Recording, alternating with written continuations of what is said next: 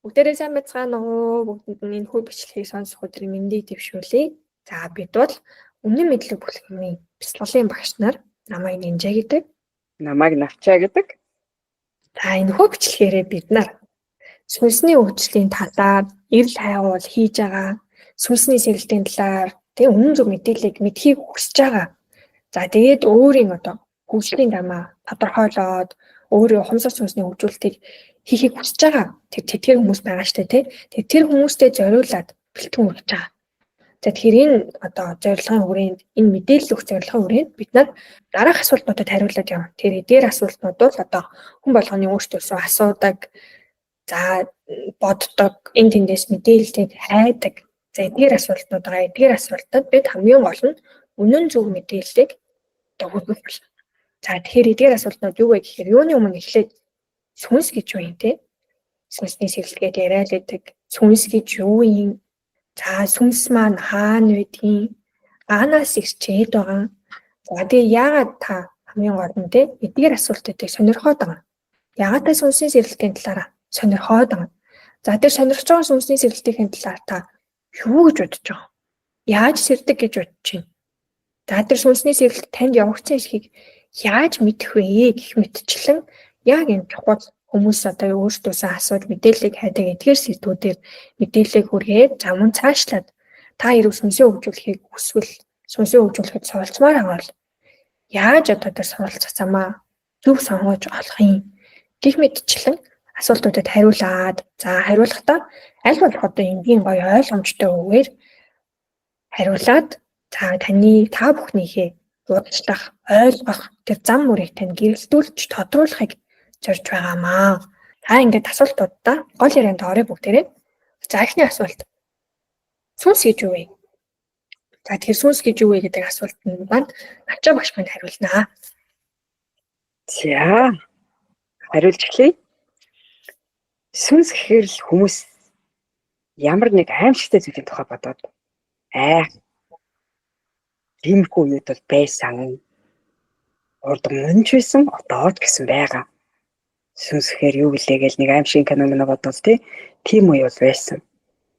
Зарим нэг нь харин учрыг нь олоод ойлгож энэ яг юу ингэж мэдэж авахаар тийм сүнстэй холбоотой мэдээллүүдийг цуглуулах, түүнийг сонирхох, судлах маягаар ингээд сүнсийг сонирхож эхэлдэг. За сүнс гэд яг юу юм бэ гэхээр энэ бол католичуудад харагдахгүй. Энэ бол зүгээр л нэг байж идэг зүйл бол биш. Энэ их үүсвэрээс өчүүхэн хэсгээс бүтээгдсэн дотроо олон нийлмэл бүтцтэй. Энэ дотор нь болохоор молекул, бактери, энерги гэх мэт ийм нэгдлүүдээс бүрдсэн арт баригдаж төрөний хэлсэнчлэн нүдэнд харагдахгүйгээр физик биеийн дээр суудаг. Энергийн төлөвтэй цөмд нь ам орчиж хуулалт хийж хөгжих зорилготойгоор ирдэг юм зүйл байна. За тэр дундаа тэдгээр хөгжих зорилготойгоор ирдэг зүйлүүд физик биеинд манай гариг дээр төрж байгаа физик биеинд орж суудаг. Физик бие тэгэхээр сүнсний гэр орон гэж ойлгоорой. За тэгээд энэ физик биеийн дээр суугаад хөгжлийн гараага хөгжөхөөр орж ирдгээ гэдээ ойлгож болно. Тэгэхээр тэр дундаа манай гаригийг бод зориод ирдэг. Учир нь манай гариг дээр туулт хийхэд маш сонирхолтой байдаг. Бүх сорилтуудыг нэг дор амсаж үзэх боломжтой. Ингээд физик биед орж суун туултаа хийхдээ яаж хийдгүү гэхээр угаас цаанаас ихтэй гэрээ гэдэгдэг. Сүнсний гэрээ гэж яриад байдаг шүү дээ. Тэрийг хийгээд ирдэг. Тэгж хэрэгтэй хамтрагчид, унгаагчид, гэр бүлийнхэн ер нь очин тойрноо бүгдийг сонгоод хүрээд ирдэг. Тэр хараад мэдээд за би ийм хүмүүстэй ийм орчинд ингэж төрнө. Энэ унгаагч болно, энэ хамтрагч болно, энэ дэмжигч болно гэдээ ингэ хүрээд ирдэг. За үүнийг хаяа бид нар сандгаа. Гинэт хэн нэгэнтэй уулзч ирсэн юм шиг. Хэн нэгэнтэй яг ингэ суугаа ярьж ирсэн юм шиг. Энд чинь нөгөө гэрээ хийжсэн үе чинь ой ухаанд чинь ухамсарт чи хадгалагдсан тэрийг санаж байгаа нэг хэлбэр байдаг. Хүмүүс дээжа богоо яриад байдаг штеп. Тэрнийг бид нэр ингээд гинт санаад байдгийг. Тэгэхээр зүгээр ч нэг ирдэг гэрээ игээд ингээ ороод ирдэг бахан. Бүх зүйлээ өөрөө сонгоод орж ирдэг бахан. Тэгээд зорилго нь сорил хуулалт хийж сорилыг даваад хөгжих зорилготой. Тэ эргээд буцахтаа өөр өндөр одоо удны байсыг хэмжээстэй хуулах зорилготой. Ингэж орж ирдэг шүү. За их үүсвэргээд энэ дээр нэг тайлбарлаад өгөхөөр юу байдаг юм бэ гээл бодоод иж магадгүй. Их үүсвэр гэдэг нь одоо бүтээгч нэгэн хүч гэж ойлгоорой. Альва зүйлийн орчлон ертөнцийн альва зүйлүүд бүгд бүтээгдсэн. Энэ нь хаанаас бүтээгдсэн бэ гэхээр бидний сайн ярьсан их үүсвэрээс бүтээгдсэн. Бидний сүнс мөн их үүсвэрээс бүтээгдсэн. За та байж болно, би байж болно, нинжээ огш байж болно. Бидний дотор хөгжгөөр ирсэн сүнснүүд байгаа. За ингэж ойлголцъя. За дараагийн асуулт байна уу? За баярлалаа. Маш сонирхолтойгоор сүнсний талаар одоо суур мэдлэг тий. Сүнс юу вэ гэдэг тодорхойлтыг маш сайхан тайлбарлаж өглөө. За тэгвэл сүнс маань яг хаана үт юм бэ? За физик биенд яриад байна. За ямар нэгэн хэлбэр дүрсгүй, баригдахгүй, харагдахгүй гэдэг. Тэгвэл сүнс маань хаана үт юм бол? За сүнс хаана үт юм бэ гэж хүмүүс ярьдаг, боддог. Зарим нь сүнснүүд тэнд байдаг. Тэр хоногоор гэл ингээл яриад идэг штэ. Одоо нэг зарим нэг хүмүүс юу яажсан бол сонсч ирсэн бол зарим үед тэнд байдаг, гидсэнд байдаг, зарим үед толгойд явж байдаг, зарим үед хөлд байж байдаг, гарт байж байдаг гэж яриад идэг. Тэгвэл бидний сүнс ганц орчих чадвартай бидний биений гихтээ хөвчлэн зөвхөнд цээжний хүндэд оршин байрладаг. Тэгэхээр ер нь бол яг хөө тэдгээр хүмүүсийн гизэнд байдаг, за хөлөнд байдаг, толгойд байдаг гэдэг тэр ойлголтууд яг хөө зөв нь бол зөв. Гэхдээ яг заавал тэнд байна, тэнд л оршиж чадна ч юм уу тийм ойлголт бол байхгүй. Хаанлуул хаана гэхдээ цээж нүндээ байдаг юм тийм ээ. За Тийм ээ. За бидний сүнс одоо дэлхий дээр ирдэг гэд тий ярьлаа тий дэлхийн гариг дээр маань тооцоо ирдэг, өөрийгөө сорж хөгжүүлэхийн тулд ирдэг гэд. За тэгвэл хаанаас ирдэг юм? Бид асуувал. За ойлголоо. Сүнс маань хөгжөхөөр одоо дээрээс нэг ясандаа манай дэлхийг ингээд дээрээс гаригуудаас харж яадаг бахан л дээ.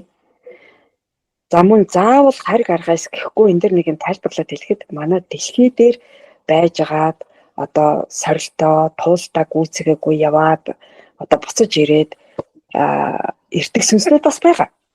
Тэгэхээр ерөнхийдөө хариг аргаас буюу дэлхийгээс буцаад ингээд төрөлтөө туулалтаа хийж гүйцэхэр ч юм уу ингээд ирдэг. Тэгээ ингээ манай гариг дээрээс нь харахад маш сонирхолтой байдаг гэсэн. Хөгжих боломж нь нэг дор бүх зүйлийг амсах, бүх сорилуудыг туулж үзэх юм боломжтой гэж ярьсан шүү дээ.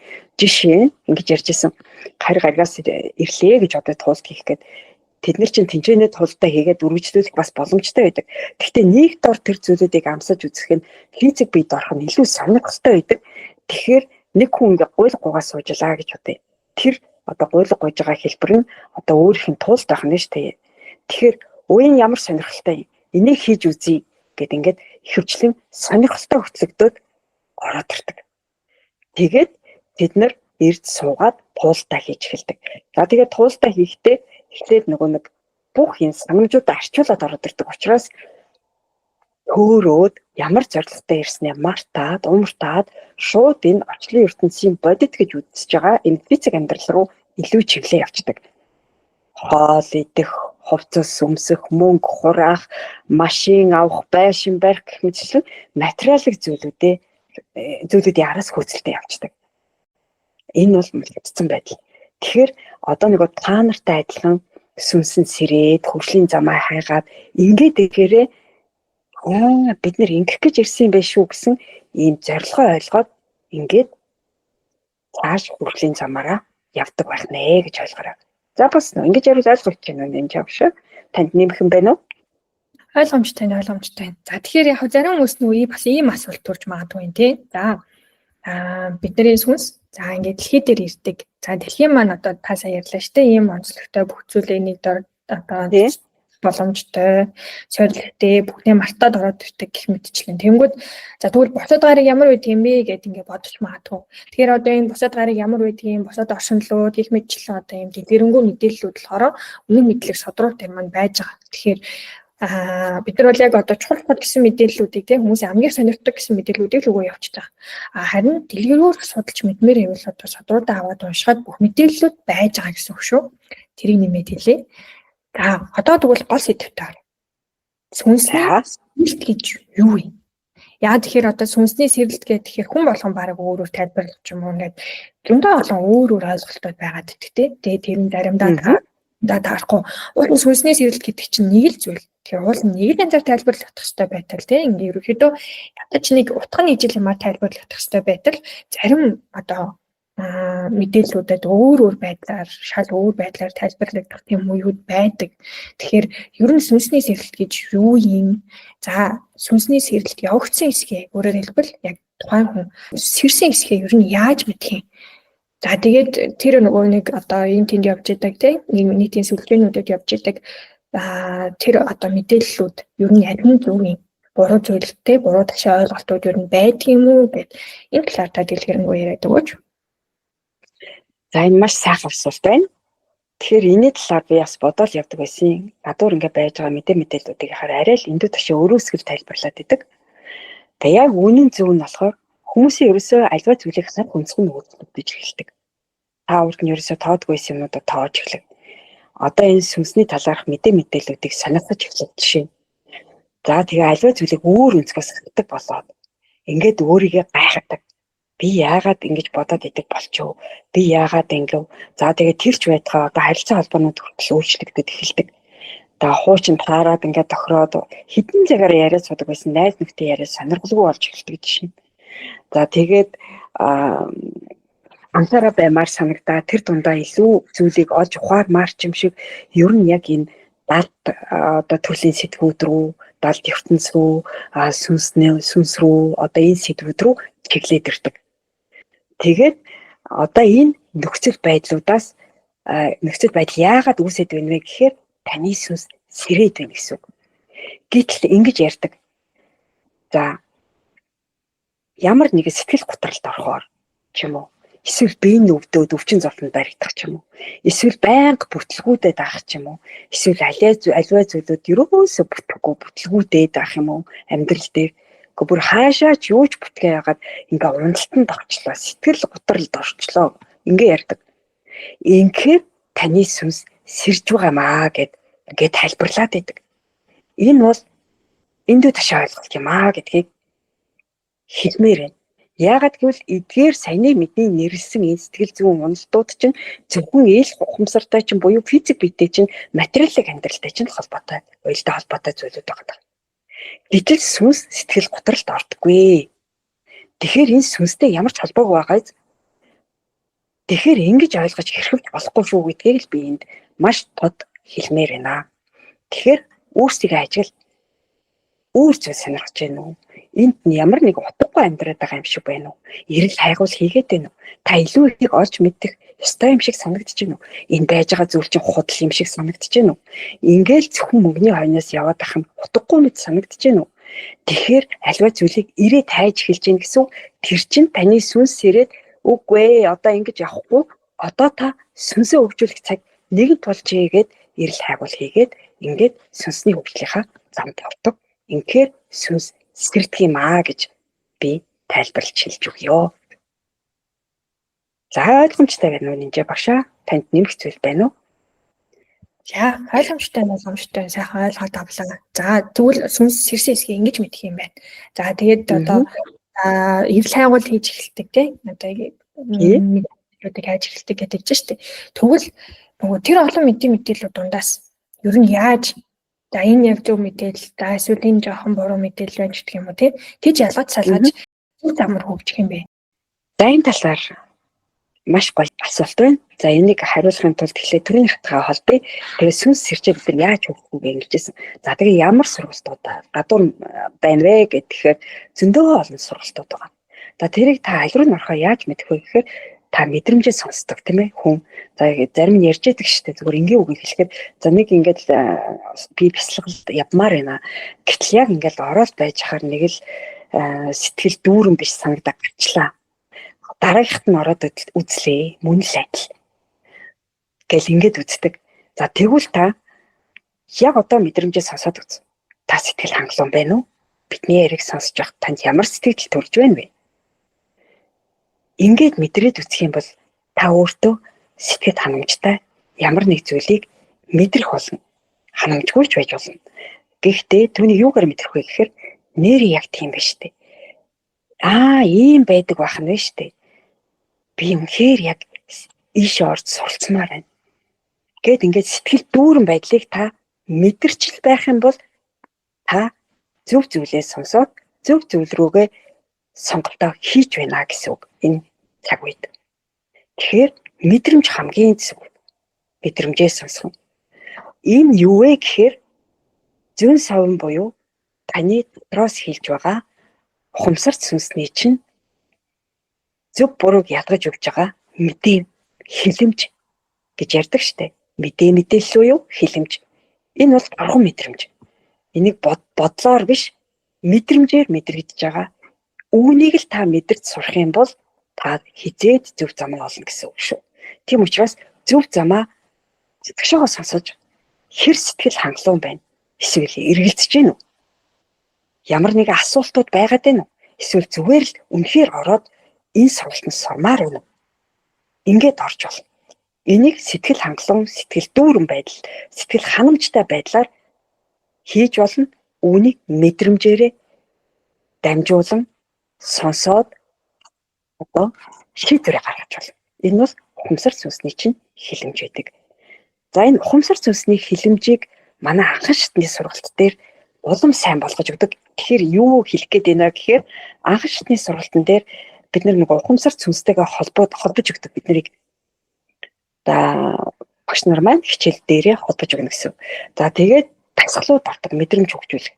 За тэгээд мэдрэмжээ хөгжүүлснээр ухамсар сүнстэйгээ холбогдсон бол та бүрэн дүүрэн мэдээллүүдээ авч чадна, ухамсар сүнсийн ойлгодог болно гэсэн үг. Зөв байна уу? Буруу байна уу? Энд ийшээ явах нь зөв үү? Тийшээ явах нь зөв үү гэд ингээд мэдээд авчдаг. Тэгэхээр үүнийг анхан шатны сургалтын дээр сурч авдаг юм боломжтой ч энэ ташрамд хэлчий бас сурах сонирхолтой хүн байж магадгүй шүү дээ. Тэгэхээр ингэж ялгаж салгаж ойлгох нь биш үү? За жишээ нь энийг ингээд нарийн зүгээр нэг жишээн дээр аваад гэхээр бид нар ингээд нэг юмд явах гэжэлээ гэж бодоо. За найз нөхдийнхээ уулзалтанд ч юм уу ямар нэгэн арга хэмжээ нэг авах гэжэлээ гэж бодоо. Тэгэхэд чинь гэнт явмааргүй юм шиг болчихдог шүү дээ. Ингээд хувц сундраа өмсөөл бэлдээл байж чадал нэг л цаанаас явмааргүй энэ төр мэдрэмж төрөө. За тэгвэл тэр чинь ухамсар сүнс чи яах юм бэ? Хэрэггүй гэд хэлээд байна гэсэн үг байхгүй. Гэтэл бид нар зүрээ яваа очичдаг шүү дээ. Тэгээ ингээ байхаар ингээл тэр дунд нэг туугүй эсвэл нэг л ер нь туугүй. Ер нь би ирээд хэрэггүй байсан юм шүү. Эсвэл нэг өөдртэй юм шиг тэр дунд ямар ч өгөөж байхгүй. Хий дэмий цагаа үрсэн бэрт санагдаад хүрээд ирдэг шүү дээ заримдаа. Яаж гэж явбаа гэж заримдаа ярьдаг шүү дээ. Тэр чинь таны ухамсар сүнс алнаасаа танд хэлжсэн хэрэггүй. Тийшээ очиж яах юм бэ гэд ингээ хэлээд ирсний татвал. Яг энэ торгон мэдрэмжийг та барьж авах хэрэгтэй. Үүнийг бид нэр анхан шатныхаа сургалтуудаар зааж өгдөг. Тэгэхээр та хаашаач хэрэгэлцэлгүй бадгүй одоо мэдээлэгчтэй болно гэсэн үг. Түүнтэйгээ үргэлж холбогдно гэсэн үг. Үргэлж түүнтэй холбогдох мэдрэмжээ хөгжүүлнэ гэсэн үг. Ингээд хөгжинэ гэсэн үг шүү. За ингээ хариулчих. Ойлгогдож байна уу? Хайрлалаа маш сайхан ойлгомжтой тайлбарлаж өглөө. За энэ дээр хэдэн зүйл нэмээд хэлэхэд ухамсар сүнстэй холбоотой, ухамсар сүнсийн сэргэлтэй холбоотой буруу ойлголтууд байдаг гэдээсэн тийм нөгөө янз бүрийн тэр утрал физик биеийн хөгжлөлт ч юм уу тэд нар чинь ухамсар сүнсийн сэргэлтэй холбоогүй гэд ярьсан. За энэ дээр нэмээд бас гадуур байдаг ташуу ойлголтууд гэвэл нэг юм үе шатууд яриад байдаг. За нэг 7 ч юм уу тийм 13 ч юм уу үе шат чагсааж үчичээд за тэгээд та энэ үе шатуудыг дамжсан бол таас ирсэн гэсэн үг. Таны ухамсар сүнсний одоо сэрэлт болсон гэсэн үг, сэрэлт явагдсан гэсэн үг гэх мэтчлэн яриад байдаг. Гэхдээ бид нар ингээд бодвол бидний одоо амьдрал чинь бүгдээ өөр өөртэй хин нэгний амьдрал өөр хин нэгний амьдралтай даавцахгүй бүгдээрээ өөр шатуудыг дамжаад явж байдаг. Тэгээд дээрэс нь та гэж хий. Та өөрөө бүхэл бүтэн хүч, та өөрөө маш хүчрэг ухамсар сүнсийг дотроо одоо суулгаа тий туултай гэж явж байгаа маш тод гэрэл байдал. Одоо хин нэгний хэлж байгаа үгийг за энэ одоо ийм юм тий үе шатыг би дамжсан бол ийм юм байна, сэрсэн юм байна, сэрийгүй байна гэж тодорхойлох нь ер нь бол маш буруу. Харин одоо түүний навчааг шиг хэлсэнчлэн тий өөрийн мэдрэмжээ сонсоод таны дотор бүх зүйлийн хариулт байж идэг. Тэгэхээр өөрийн мэдрэмжээ сонсноо гэдэг бол өөнийг ухамсар сүнсээрээ зарж чиглүүлээд хамгийн зөв зам дээр байна гэсэн үг. За тэгээд дээр нь бас нөгөө үнэн мэдлийн сургалтаа хачны сургалттай холбоотой навчаагч хүн мэдээлэл өглөө тий. Энд дээр бас сонирхолтой хэлэхэд манай үнэн мэдлийн сургалтыг төгссөн одоо төгсөгчнөр яриа ярилцлагууд бас нийтэд хийдэг. Яагаад вэ гэхээр нөгөө өөрсдийнхөө туршлага, юу сурсан, мэдсэн тэр бүх зүйлээ бусдад хуваалцахын тулд бусдыг бас зөв замаар гэрэлтүүлэхийн тулд бичлэгүүдийг, лайвуудыг хийж оруулсан байдаг. За тэгээд тэдгээр маш ур чадварлаг төгсөгчнөрийн маань ярилцлагуудаас ер нь сонсоод ахад за зарим хүмүүс бол яг бас хэрэнгүүтээ за түрүүний навчаагч хэлсэнчлэн мэдээллийг хайгаад за үнэн мэдлэгийг шууд олоод ороод ирдэг. Зарим хүмүүсийн хувьд хизээний сэрчгсэн 5-10-20 жилийн өмнө сэрчгсэн 5-10-20 жилийн өмнөөс мэдээллүүдийг хайгаад эхэлчихсэн сургалтуудад яваад эхэлчихсэн тийм хүмүүс бас байдаг. За тэгээд мэдээж тэр одоо олон жилийн хугацаанд чинь зөндөө олон сургалтуудыг туршаад үзсэн байдаг. Гэхдээ ерөөсөө заримд нь 5 хоног, заримд нь 10 хоног, за заримд нь 3 сар, заримд нь 1 жил явсан ч гэсэндээ энэ миний яг явах ёстой зүйл мөн гэсэн мэдрэмжийг ерөөсөө аваагүй байдаг. Харин үнэн мэдлийн хаашны сургалтанд ороод ерөнхийдөө тэр олон жил өөр бяцлагж явсан хүмүүс энэ яг миний сурах ёстой зүйл юм байна. Энэ яг миний байх ёстой газар юм байна гэсэн тэр мэдрэмжүүдийг авдаг.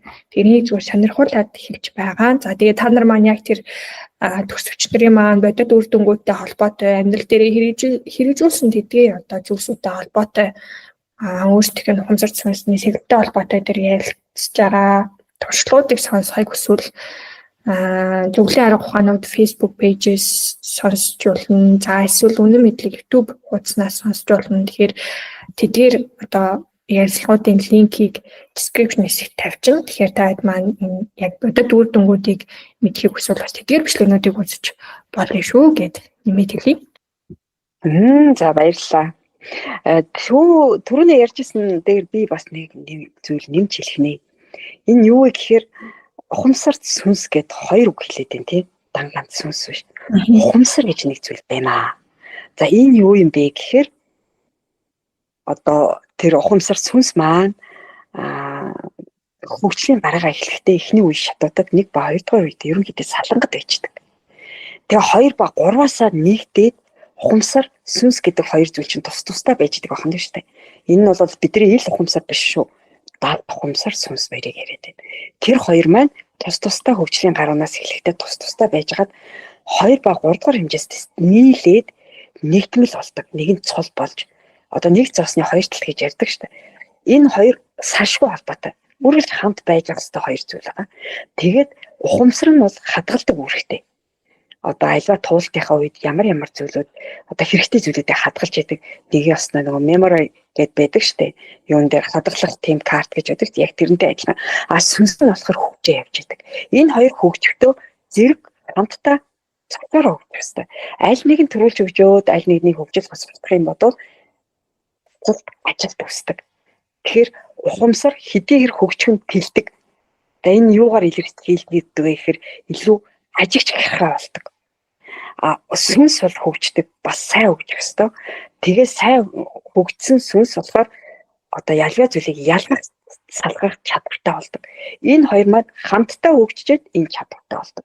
Тэгэхээр өрөөсгөл хөгжил байхгүй энэ бол үнэхээр өрөөсгөл ойлголт. Тэгээд бид нар ухамсар сүнс гэж яриад байгаа юм шүү. Үнэн мэдлэгийн хэмжээнд ухамсар сүнс гэж ярьдаг шүү. Түүнээс зүгээр сонсоод үзээрэй. Сүнсний хөгжил гэж яриад байгаа.